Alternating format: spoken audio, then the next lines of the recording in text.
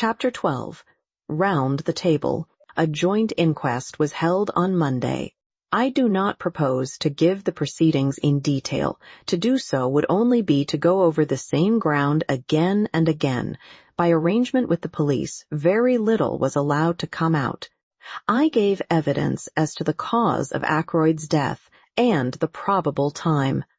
The absence of Ralph Peyton was commented on by the coroner, but not unduly stressed. Afterwards, Poirot and I had a few words with Inspector Raglan. The inspector was very grave. "It looks bad, Mr. Poirot," he said. "I'm trying to judge the thing fair and square. I'm a local man, and I've seen Captain Peyton many times in Cranchester. I'm not wanting him to be the guilty one. But it's bad, whichever way you look at it. If he's innocent, why doesn't he come forward? We've got evidence against him, but it's just possible that that evidence could be explained away. Then why doesn't he give an explanation?" A lot more lay behind the inspector's words than I knew at the time. Ralph's description had been wired to every port and railway station in England. The police everywhere were on the alert. His rooms in town were watched, and any houses he had been known to be in the habit of frequenting. With such a cordon, it seemed impossible that Ralph should be able to evade detection. He had no luggage, and, as far as anyone knew, no money. "I can't find anyone who saw him at the station that night," continued the inspector, "and yet he's well known down here, and you'd think somebody would have noticed him. There's no news from Liverpool either." "You think he went to Liverpool?" queried Poirot. "Well, it's on the cards. That telephone message from the station just 3 minutes before the Liverpool Express left, there ought to be something in that. Unless it was deliberately intended to throw you off the scent. That might just possibly be the point of the telephone message." "That's an idea," said the inspector eagerly. "Do you really think that's the explanation of the telephone call?" "My friend," said Poirot gravely, "I do not know. But I will tell you this. I believe that when we find the explanation of that telephone call, we shall find the explanation of the murder." "You said something like that before, I remember," I observed, looking at him curiously. Poirot nodded. "I always come back to it," he said seriously. "It seems to me utterly irrelevant," I declared. "I wouldn't say that," demurred the inspector, "but I must confess I think Mr. Poirot here harps on it a little too much. We've better clues than that, the fingerprints on the dagger, for instance." Poirot became suddenly very foreign in manner, as he often did when excited over anything. "M. l'inspecteur," he said, "beware of the blind." "The blind? Comment dire? The little street that has no end to it." Inspector Raglan stared, but I was quicker. "You mean a blind alley?" I said. "That is it. The blind street that leads nowhere. So it may be with those fingerprints. They may lead you nowhere." "I don't see how that can well be," said the police officer. "I suppose you're hinting that they're faked? I've read of such things being done, though I can't say I've ever come across it in my experience. But, fake or true, they're bound to lead somewhere." Poirot merely shrugged his shoulders, flinging out his arms wide. The inspector then showed us various enlarged photographs of the fingerprints and proceeded to become technical on the subject of loops and whorls. "Come now," he said at last, annoyed by Poirot's detached manner, "you've got to admit that those prints were made by someone who was in the house that night?" "Bien entendu," said Poirot, nodding his head. "Well, I've taken the prints of every member of the household, every one, mind you, from the old lady down to the kitchen maid. I don't think Mrs. Ackroyd would enjoy being referred to as the old lady. She must spend a considerable amount on cosmetics." "Everyone's," repeated the inspector fussily. "Including mine," I said dryly. "Very well. None of them correspond. That leaves us two alternatives. Ralph Peyton, or the mysterious stranger the doctor here tells us about, when we get hold of those two." "Much valuable time may have been lost," broke in Poirot. "I don't quite get you, Mr. Poirot." "You have taken the prints of every one in the house, you say," murmured Poirot. "Is that the exact truth you are telling me there, M. l'inspecteur?" Certainly. Without overlooking anyone? Without overlooking anyone. The quick or the dead? For a moment, the inspector looked bewildered at what he took to be a religious observation. Then he reacted slowly. You mean, the dead, l'inspecteur? The inspector still took a minute or two to understand. I am suggesting, said Poirot placidly, that the fingerprints on the dagger handle are those of Mr. Ackroyd himself. It is an easy matter to verify. His body is still available. But why? What would be the point of it? You're surely not suggesting suicide, Mr. Poirot. Ah, no. My theory is that the murderer wore gloves or wrapped something round his hand. After the blow was struck, he picked up the victim's hand and closed it round the dagger handle. But why? Poirot shrugged his shoulders again. To make a confusing case even more confusing. Well, said the inspector, I'll look into it. What gave you the idea in the first place? When you were so kind as to show me the dagger and draw attention to the fingerprints, I know very little of loops and whorls. See, I confess my ignorance frankly, but it did occur to me that the position of the prints was somewhat awkward. Not so would I have held a dagger in order to strike. Naturally, with the right hand brought up over the shoulder backwards, it would have been difficult to put it in exactly the right position. Inspector Raglan stared at the little man. Poirot, with an air of great unconcern, flecked a speck of dust from his coat sleeve. Well, said the inspector, it's an idea. I'll look into it all right, but don't you be disappointed if nothing comes of it. He endeavored to make his tone kindly and patronizing. Poirot watched him go off. Then he turned to me with twinkling eyes. Another time, he observed, I must be more careful of his amour propre. And now that we are left to our own devices, what do you think, my good friend, of a little reunion of the family? The little reunion, as Poirot called it, took place about half an hour later. We sat round the table in the dining-room at Fernley. Poirot at the head of the table, like the chairman of some ghastly board meeting. The servants were not present, so we were 6 in all. Mrs. Ackroyd, Flora, Major Blunt, young Raymond, Poirot, and myself. When everyone was assembled, Poirot rose and bowed. Messieurs, mesdames, I have called you together for a certain purpose. He paused. To begin with, I want to make a very special plea to Mademoiselle. To me? Said Flora. Mademoiselle, you are engaged to Captain Ralph Peyton. If anyone is in his confidence, you are. I beg you most earnestly, if you know of his whereabouts, to persuade him to come forward. 1 little minute. As Flora raised her head to speak, say nothing till you have well reflected.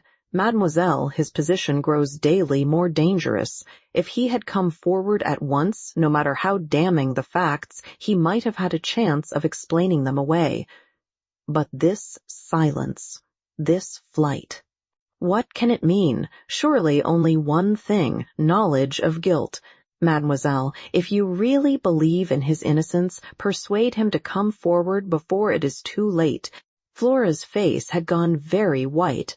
Too late, she repeated, very low. Poirot leant forward, looking at her. See now, mademoiselle, he said very gently, it is Papa Poirot who asks you this, the old Papa Poirot who has much knowledge and much experience. I would not seek to entrap you, mademoiselle. Will you not trust me, and tell me where Ralph Peyton is hiding? The girl rose and stood facing him. M. Poirot, she said in a clear voice, I swear to you, swear solemnly, that I have no idea where Ralph is, and that I have neither seen him nor heard from him either on the day of the murder or since. She sat down again. Poirot gazed at her in silence for a minute or two, then he brought his hand down on the table with a sharp rap. Bien, that is that, he said, his face hardened. Now I appeal to these others who sit round this table, Mrs. Ackroyd, Major Blunt, Dr. Shepherd, Mr. Raymond. You are all friends and intimates of the missing man. If you know where Ralph Peyton is hiding, speak out. There was a long silence. Poirot looked to each in turn. I beg of you, he said in a low voice, speak out. But still, There was silence, broken at last by Mrs. Ackroyd. "I must say," she observed in a plaintive voice, "that Ralph's absence is most peculiar indeed, not to come forward at such a time. It looks, as though there were something behind it. I can't help thinking, Flora dear, that it was a very fortunate thing your engagement was never formally announced." "Mother!" cried Flora angrily. "Providence," declared Mrs. Ackroyd. "I have a devout belief in Providence, a divinity that shapes our ends, as Shakespeare's beautiful line runs." "Surely you don't make the Almighty directly responsible for thick ankles, Mrs. Ackroyd, do you?" asked Geoffrey Raymond, his irresponsible laugh ringing out. His idea was, I think, to loosen the tension, but Mrs. Ackroyd threw him a glance of reproach and took out her handkerchief. "Flora has been saved a terrible amount of notoriety and unpleasantness. Not for a moment that I think dear Ralph had anything to do with poor Roger's death. I don't think so, but then I have a trusting heart.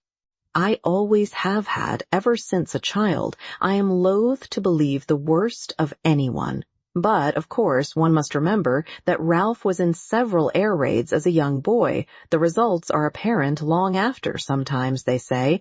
People are not responsible for their actions in the least. They lose control, without being able to help it." "Mother," cried Flora, "you don't think Ralph did it?" "Come, Mrs. Ackroyd," said Blunt. "I don't know what to think," said Mrs. Ackroyd tearfully. "It's all very upsetting. What would happen to the estate, I wonder, if Ralph were found guilty?" Raymond pushed his chair away from the table violently. Major Blunt remained very quiet, looking thoughtfully at her. "Like shell shock, said Mrs. Ackroyd obstinately, "and I dare say Roger kept him very short of money." "With the best intentions, of course. I can see you are all against me, but I do think it is very odd that Ralph has not come forward, and I must say I am thankful Flora's engagement was never announced formally."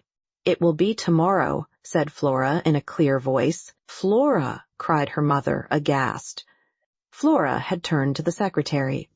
"Will you send the announcement to the Morning Post and the Times, please, Mr. Raymond?"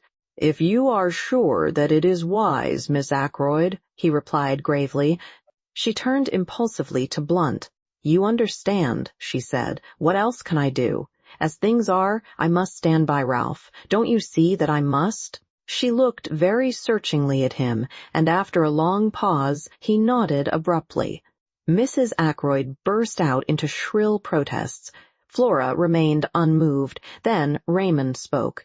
"I appreciate your motives, Miss Ackroyd, but don't you think you're being rather precipitate? Wait a day or two." "Tomorrow," said Flora in a clear voice. "It's no good, Mother, going on like this. Whatever else I am, I'm not disloyal to my friends." "M. Poirot," Mrs. Ackroyd appealed tearfully, "can't you say anything at all?" "Nothing to be said," interpolated Blunt. "She's doing the right thing. I'll stand by her through thick and thin." Flora held out her hand to him. "Thank you, Major Blunt," she said. "Mademoiselle," said Poirot, "will you let an old man congratulate you on your courage and your loyalty, and will you not misunderstand me if I ask you most solemnly, to postpone the announcement you speak of for at least 2 days more?" Flora hesitated. "I ask it in Ralph Peyton's interests as much as in yours, mademoiselle. You frown. You do not see how that can be, but I assure you that it is so. Pas de blagues. You put the case into my hands. You must not hamper me now." Flora paused a few minutes before replying. "I do not like it," she said at last, "but I will do what you say." She sat down again at the table. "And now, messieurs et mesdames," said Poirot rapidly, "I will continue with what I was about to say. Understand this. I mean to arrive at the truth. The truth, however ugly in itself, is always curious and beautiful to the seeker after it. I am much aged. My powers may not be what they were."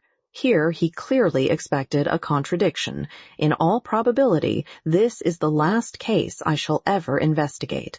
But Hercule Poirot does not end with a failure. Monsieur et mesdames, I tell you, I mean to know, and I shall know, in spite of you all." He brought out the last words provocatively, hurling them in our face, as it were. I think we all flinched back a little, excepting Geoffrey Raymond, who remained good-humored and imperturbable as usual. "How do you mean, in spite of us all?" he asked with slightly raised eyebrows.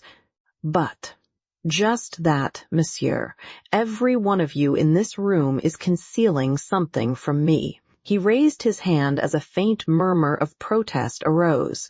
"Yes, I know what I am saying. It may be something unimportant, trivial, which is supposed to have no bearing on the case, but there it is. Each one of you has something to hide. Come, now, am I right?" His glance, challenging and accusing, swept round the table, and every pair of eyes dropped before his. Yes, mine as well. "I am answered," said Poirot with a curious laugh. He got up from his seat. "I appeal to you all. Tell me the truth, the whole truth." There was a silence. "Will no one speak?" He gave the same short laugh again. "C'est dommage," he said, and went out. Chapter 13. The Goose Quill. That evening, at Poirot's request, I went over to his house after dinner. Caroline saw me depart with visible reluctance. I think she would have liked to have accompanied me. Poirot greeted me hospitably. He had placed a bottle of Irish whiskey, which I detest, on a small table with a soda-water siphon and a glass. He himself was engaged in brewing hot chocolate. It was a favorite beverage of his, I discovered later. He inquired politely after my sister, whom he declared to be a most interesting woman. "I'm afraid you've been giving her a swelled head," I said dryly. "What about Sunday afternoon?" He laughed and twinkled. "I always like to employ the expert," he remarked obscurely, but he refused to explain the remark. "You got all the local gossip anyway," I remarked, "true and untrue. And a great deal of valuable information," he added quietly. "Such as?" He shook his head. "Why not have told me the truth?" he countered. "In a place like this, all Ralph Peyton's doings were bound to be known. If your sister had not happened to pass through the wood that day, somebody else would have done so." "I suppose they would," I said grumpily. "What about this interest of yours in my patients?" Again he twinkled. "Only one of them, doctor, only one of them." "The last?" I hazarded. "I find Miss Russell a study of the most interesting," he said evasively. "Do you agree with my sister and Mrs. Ackroyd that there is something fishy about her?" I asked. "Eh? What do you say? Fishy?" I explained to the best of my ability. "And they say that, do they? Didn't my sister convey as much to you yesterday afternoon?" "Yes, possible." "For no reason whatever," I declared. "Les femmes," generalized Poirot. "They are marvelous. They invent haphazard, and by miracle they are right. Not that it is that, really. Women observe subconsciously 1,000 little details without knowing that they are doing so. Their subconscious mind adds these little things together, and they call the result intuition. Me, I am very skilled in psychology. I know these things." He swelled his chest out importantly, looking so ridiculous that I found it difficult not to burst out laughing. Then he took a small sip of his chocolate and carefully wiped his mustache. "I wish you'd tell me," I burst out, "what you really think of it all." He put down his cup. "You wish that?" "I do. You have seen what I have seen. Should not our ideas be the same?" "I'm afraid you're laughing at me," I said stiffly. "Of course I've no experience of matters of this kind." Poirot smiled at me indulgently. "You are like the little child who wants to know the way the engine works. You wish to see the affair, not as the family doctor sees it, but with the eye of a detective who knows and cares for no one, to whom they are all strangers and all equally liable to suspicion." "You put it very well," I said. "So I give you, then, a little lecture. The first thing is to get a clear history of what happened that evening, always bearing in mind that the person who speaks may be lying. I raised my eyebrows. Rather a suspicious attitude. But necessary. I assure you, necessary. Now first, Dr. Shepherd leaves the house at 10 minutes to 9. How do I know that? Because I told you so. But you might not be speaking the truth, or the watch you went by might be wrong. But Parker also says that you left the house at 10 minutes to 9. So we accept that statement and pass on. At 9 o'clock, you run into a man. And here we come to what we will call the romance of the mysterious stranger just outside the park gates. How do I know that that is so? I told you so, I began again, but Poirot interrupted me with a gesture of impatience. Ah, but it is that you are a little stupid tonight, my friend. You know that it is so. But how am I to know? Eh bien, I am able to tell you that the mysterious stranger was not a hallucination on your part, because the maid of a Miss Gannett met him a few minutes before you did, and of her, too, he inquired the way to Fernley Park. We accept his presence, therefore, and we can be fairly sure of two things about him. That he was a stranger to the neighborhood, and that whatever his object in going to Fernley, there was no great secrecy about it, since he twice asked the way there. Yes, I said, I see that. Now I have made it my business to find out more about this man. He had a drink at the Three Boars, I learn, and the barmaid there says that he spoke with an American accent and mentioned having just come over from the States. Did it strike you that he had an American accent? Yes, I think he had, I said after a minute or two, during which I cast my mind back, but a very slight one. Precisament. There is also this which, you will remember, I picked up in the summer house. He held out to me the little quill. I looked at it curiously. Then a memory of something I had read stirred in me. Poirot, who had been watching my face, nodded. Yes, heroin snow. Drug takers carry it like this and sniff it up the nose. Diamorphine hydrochloride, I murmured mechanically. This method of taking the drug is very common on the other side. Another proof, if we wanted one, that the man came from Canada or the States. What first attracted your attention to that summer house? I asked curiously. My friend the inspector took it for granted that anyone using that path did so as a shortcut to the house. But as soon as I saw the summer house, I realized that the same path would be taken by anyone using the summer house as a rendezvous. Now it seems fairly certain that the stranger came neither to the front nor to the back door. Then did someone from the house go out and meet him? If so, what could be a more convenient place than that little summer house? I searched it with the hope that I might find some clue inside. I found two, the scrap of cambric and the quill. And the scrap of cambric? I asked curiously. What about that? Poirot raised his eyebrows. You do not use your little gray cells, he remarked dryly. The scrap of starched cambric should be obvious. Not very obvious to me. I changed the subject. Anyway, I said, this man went to the summer house to meet somebody. Who was that somebody? Exactly the question, said Poirot. You will remember that Mrs. Ackroyd and her daughter came over from Canada to live here? Is that what you meant today when you accused them of hiding the truth? Perhaps. Now another point. What did you think of the parlor maid's story? What story? The story of her dismissal. Does it take half an hour to dismiss a servant? Was the story of those important papers a likely one? And remember, though she says she was in her bedroom from 9:30 until 10 o'clock, there is no one to confirm her statement. You bewilder me, I said. To me, it grows clearer. But tell me now your own ideas and theories. I drew a piece of paper from my pocket. I just scribbled down a few suggestions, I said apologetically, but excellent. You have method. Let us hear them. I read out in a somewhat embarrassed voice. To begin with, one must look at the thing logically. Just what my poor Hastings used to say, interrupted Poirot, but alas, he never did so. Point number 1, Mr. Ackroyd was heard talking to someone at 9:30.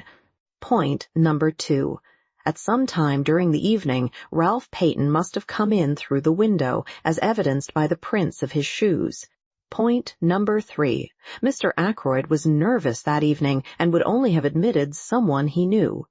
Point number 4. The person with Mr. Ackroyd at 9:30 was asking for money. We know Ralph Peyton was in a scrape. These 4 points go to show that the person with Mr. Ackroyd at 9:30 was Ralph Peyton. But we know that Mr. Ackroyd was alive at 9:45, therefore it was not Ralph who killed him. Ralph left the window open. Afterwards, the murderer came in that way. And who was the murderer? Inquired Poirot. The American stranger. He may have been in league with Parker, and possibly in Parker we have the man who blackmailed Mrs. Ferrars. If so, Parker may have heard enough to realize the game was up, have told his accomplice so, and the latter did the crime with the dagger which Parker gave him. It is a theory that, admitted Poirot, decidedly you have cells of a kind, but it leaves a good deal unaccounted for, such as the telephone call, the pushed-out chair. Do you really think the latter important? I interrupted. Perhaps not, admitted my friend. It may have been pulled out by accident, and Raymond or Blunt may have shoved it into place unconsciously under the stress of emotion. Then there is the missing £40. Given by Ackroyd to Ralph, I suggested, he may have reconsidered his first refusal. That still leaves one thing unexplained. What? Why was Blunt so certain in his own mind that it was Raymond with Mr. Ackroyd at 9:30? He explained that, I said. You think so? I will not press the point. Tell me instead, what were Ralph Peyton's reasons for disappearing? That's rather more difficult, I said slowly. I shall have to speak as a medical man. Ralph's nerves must have gone phut if he suddenly found out that his uncle had been murdered within a few minutes of his leaving him. After, perhaps, a rather stormy interview. Well, he might get the wind-up and clear right out. Men have been known to do that, act guiltily when they're perfectly innocent. Yes, that is true, said Poirot, but we must not lose sight of one thing. I know what you're going to say, I remarked. Motive. Ralph Peyton inherits a great fortune by his uncle's death. That is one motive, agreed Poirot. One, mais oui. Do you realize that there are 3 separate motives staring us in the face? Somebody certainly stole the blue envelope and its contents. That is one motive. Blackmail. Ralph Peyton may have been the man who blackmailed Mrs. Ferrars. Remember, as far as Hammond knew, Ralph Peyton had not applied to his uncle for help of late. That looks as though he were being supplied with money elsewhere. Then there is the fact that he was in some, how do you say, scrape, which he feared might get to his uncle's ears. And finally, there is the one you have just mentioned. Dear me, I said, rather taken aback. The case does seem black against him. Does it? Said Poirot. That is where we disagree, you and I. 3 motives. It is almost too much. I am inclined to believe that, after all, Ralph Peyton is innocent. Chapter 14. Mrs. Ackroyd. After the evening talk I have just chronicled, the affair seemed to me to enter on a different phase. The whole thing can be divided into 2 parts, each clear and distinct from the other. Part 1 ranges from Ackroyd's death on the Friday evening to the following Monday night. It is the straightforward narrative of what occurred, as presented to Hercule Poirot. I was at Poirot's elbow the whole time. I saw what he saw. I tried my best to read his mind. As I know now, I failed in this latter task, though Poirot showed me all his discoveries, as, for instance, the gold wedding ring. He held back the vital and yet logical impressions that he formed. As I came to know later, this secrecy was characteristic of him. He would throw out hints and suggestions, but beyond that he would not go. As I say, up till the Monday evening, my narrative might have been that of Poirot himself. I played Watson to his Sherlock, but after Monday our ways diverged. Poirot was busy on his own account. I got to hear of what he was doing because in King's Abbot you get to hear of everything, but he did not take me into his confidence beforehand, and I, too, had my own preoccupations. On looking back, the thing that strikes me most is the piecemeal character of this period. Everyone had a hand in the elucidation of the mystery. It was rather like a jigsaw puzzle to which everyone contributed their own little piece of knowledge or discovery, but their task ended there. To Poirot alone belongs the renown of fitting those pieces into their correct place. Some of the incidents seemed at the time irrelevant and unmeaning. There was, for instance, the question of the black boots. But that comes later. To take things strictly in chronological order, I must begin with the summons from Mrs. Ackroyd. She sent for me early on Tuesday morning, and since the summons sounded an urgent one, I hastened there, expecting to find her in extremis. The lady was in bed. So much did she concede to the etiquette of the situation. She gave me her bony hand and indicated a chair drawn up to the bedside. "Well, Mrs. Ackroyd," I said, "and what's the matter with you?" I spoke with that kind of spurious geniality which seems to be expected of general practitioners. "I'm prostrated," said Mrs. Ackroyd in a faint voice. "Absolutely prostrated. It's the shock of poor Roger's death. They say these things often aren't felt at the time, you know. It's the reaction afterwards.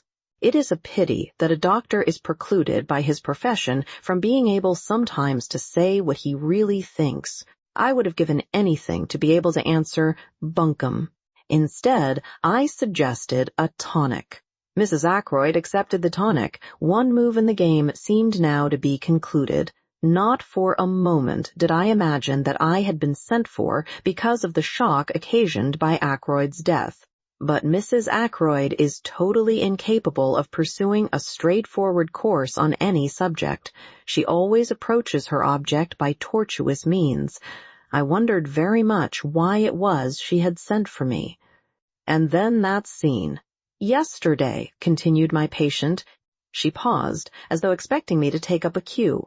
"What scene?" "Doctor, how can you? Have you forgotten? That dreadful little Frenchman, or Belgian, or whatever he is, bullying us all like he did. It has quite upset me, coming on top of Roger's death." "I'm very sorry, Mrs. Ackroyd," I said. "I don't know what he meant, shouting at us like he did. I should hope I know my duty too well to dream of concealing anything. I have given the police every assistance in my power." Mrs. Ackroyd paused, and I said, "Quite so." I was beginning to have a glimmering of what all the trouble was about. "No one can say that I have failed in my duty," continued Mrs. Ackroyd. "I am sure Inspector Raglan is perfectly satisfied. Why should this little upstart of a foreigner make a fuss? A most ridiculous-looking creature he is, too. Just like a comic Frenchman in a review. I can't think why Flora insisted on bringing him into the case. She never said a word to me about it, just went off and did it on her own. Flora is too independent. I am a woman of the world and her mother. She should have come to me for advice first." I listened to all this in silence. What does he think? That's what I want to know. Does he actually imagine I'm hiding something? He positively accused me yesterday. I shrugged my shoulders.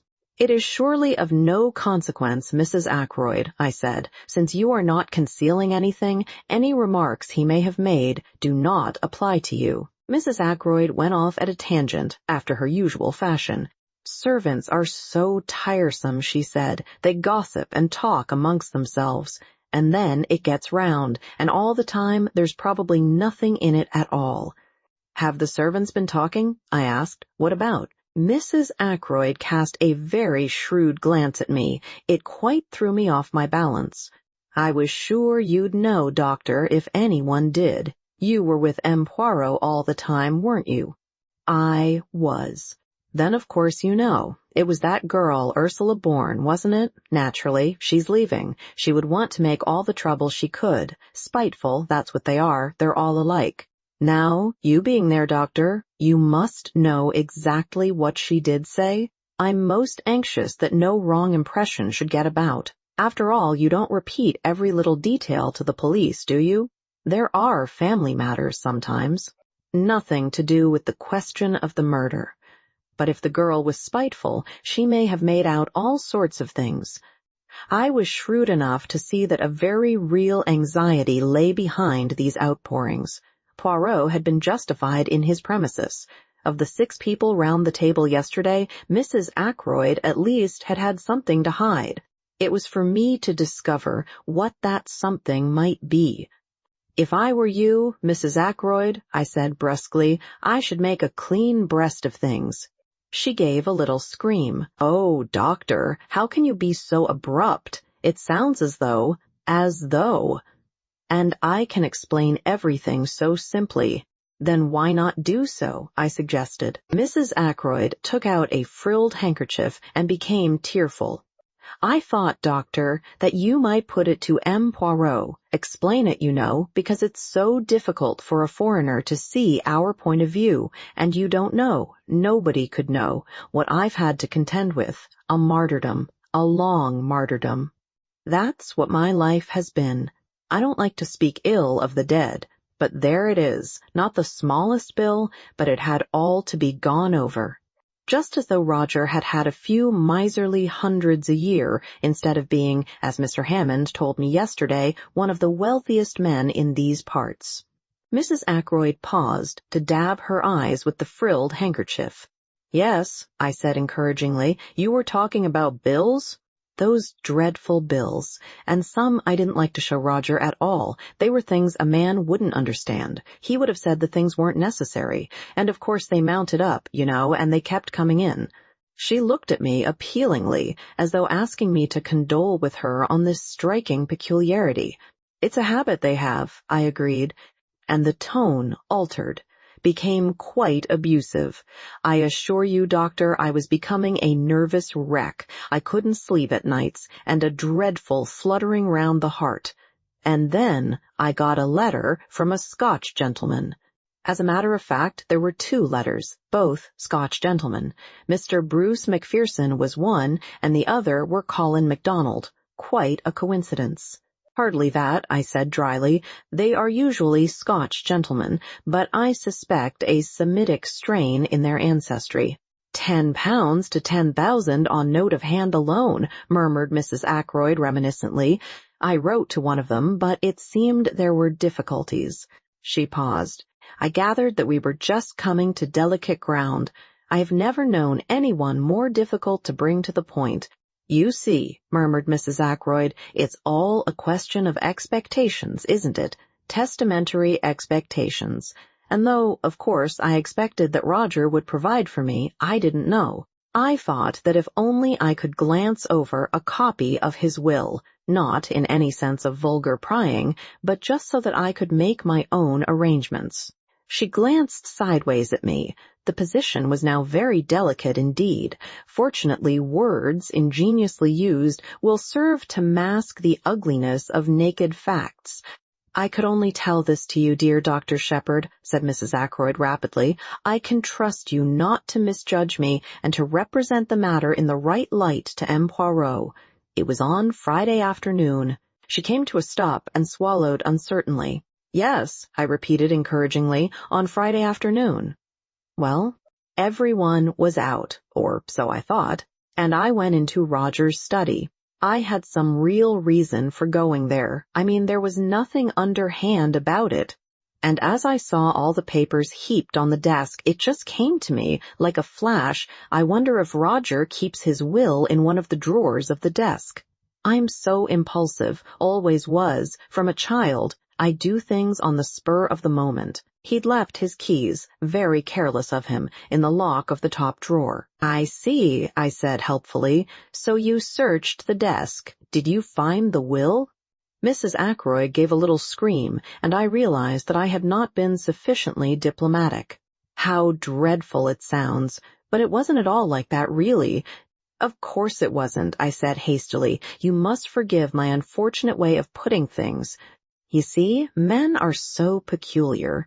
In dear Roger's place, I should not have objected to revealing the provisions of my will, but men are so secretive. One is forced to adopt little subterfuges in self-defense. And the result of the little subterfuge? I asked.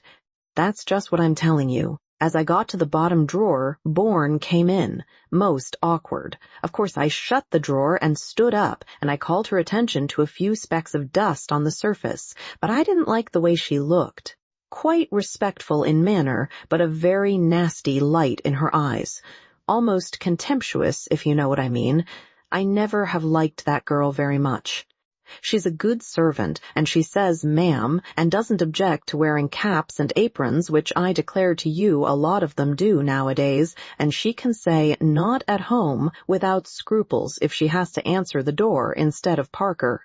And she doesn't have those peculiar gurgling noises inside which so many parlor maids seem to have when they wait at table. Let me see, where was I?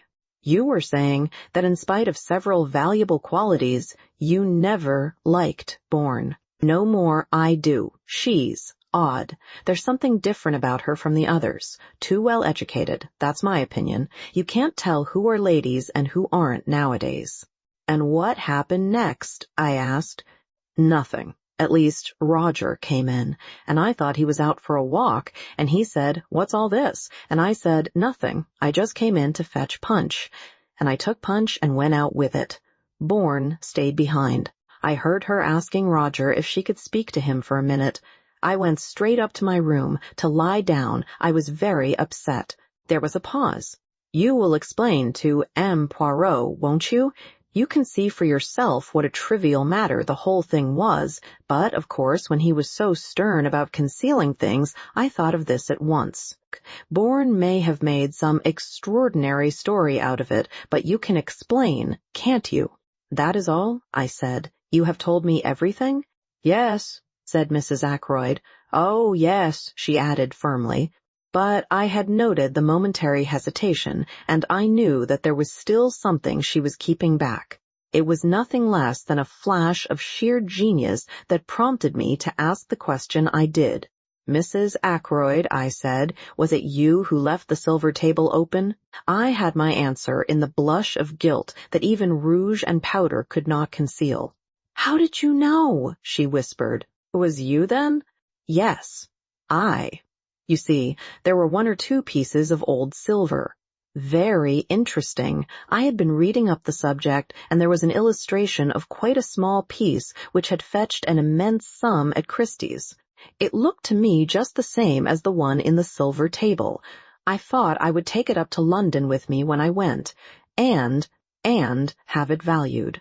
Then, if it really was a valuable piece, just think what a charming surprise it would have been for Roger. I refrained from comments, accepting Mrs. Ackroyd's story on its merits. I even forbore to ask her why it was necessary to abstract what she wanted in such a surreptitious manner. "Why did you leave the lid open?" I asked. "Did you forget?" "I was startled," said Mrs. Ackroyd. "I heard footsteps coming along the terrace outside. I hastened out of the room and just got up the stairs before Parker opened the front door to you." "That must have been Miss Russell," I said thoughtfully. Mrs. Ackroyd had revealed to me one fact that was extremely interesting. Whether her designs upon Ackroyd's silver had been strictly honorable, I neither knew nor cared. What did interest me was the fact that Miss Russell must have entered the drawing-room by the window, and that I had not been wrong when I judged her to be out of breath with running. Where had she been? I thought of the summer-house and the scrap of cambric. "I wonder if Miss Russell has her handkerchief starched," I exclaimed on the spur of the moment. Mrs. Ackroyd's start recalled me to myself, and I rose. "You think you can explain to M. Poirot?" she asked anxiously. "Oh, certainly, absolutely." I got away at last, after being forced to listen to more justifications of her conduct. The parlour-maid was in the hall, and it was she who helped me on with my overcoat. I observed her more closely than I had done heretofore. It was clear that she had been crying. "How is it," I asked, "that you told us that Mr. Ackroyd sent for you on Friday to his study? I hear now that it was you who asked to speak to him." For a minute the girl's eyes dropped before mine. Then she spoke. "I meant to leave in any case," she said uncertainly. I said no more. She opened the front door for me. Just as I was passing out, she said suddenly in a low voice, "Excuse me, sir, is there any news of Captain Peyton?" I shook my head, looking at her inquiringly. "He ought to come back," she said. "Indeed, indeed, he ought to come back." She was looking at me with appealing eyes. "Does no one know where he is?" she asked. "Do you?" I said sharply. She shook her head. "No, indeed, I know nothing, but anyone who was a friend to him would tell him this. He ought to come back." I lingered, thinking that perhaps the girl would say more. Her next question surprised me. "When do they think the murder was done? Just before 10 o'clock? "That is the idea," I said, "between 9:45 and the hour." "Not earlier? Not before 9:45? I looked at her attentively. She was so clearly eager for a reply in the affirmative. "That's out of the question," I said. "Miss Ackroyd saw her uncle alive at 9:45. She turned away, and her whole figure seemed to droop. "A handsome girl," I said to myself as I drove off. "An exceedingly handsome girl." Caroline was at home. She had had a visit from Poirot and was very pleased and important about it. "I am helping him with the case," she explained. I felt rather uneasy. Caroline is bad enough as it is. What will she be like with her detective instincts encouraged? "Are you going round the neighborhood looking for Ralph Peyton's mysterious girl?" I inquired. "I might do that on my own account," said Caroline. "No, this is a special thing M. Poirot wants me to find out for him." "What is it?" I asked. "He wants to know whether Ralph Peyton's boots were black or brown," said Caroline with tremendous solemnity. I stared at her. I see now that I was unbelievably stupid about these boots. I failed altogether to grasp the point. "They were brown shoes," I said. "I saw them." "Not shoes, James, boots. M. Poirot wants to know whether a pair of boots Ralph had with him at the hotel were brown or black. A lot hangs on it. Call me dense if you like. I didn't see." "And how are you going to find out?" I asked. Caroline said there would be no difficulty about that. Our Annie's dearest friend was Miss Gannet's maid, Clara, and Clara was walking out with the boots at the Three Boars. The whole thing was simplicity itself, and by the aid of Miss Gannet, who cooperated loyally, at once giving Clara leave of absence, the matter was rushed through at express speed. It was when we were sitting down to lunch that Caroline remarked, with would-be unconcern, about those boots of Ralph Peyton's. "Well," I said, "what about them? M. Poirot thought they were probably brown. He was wrong. They're black." And Caroline nodded her head several times. She evidently felt that she had scored a point over Poirot. I did not answer. I was puzzling over what the color of a pair of Ralph Peyton's boots had to do with the case.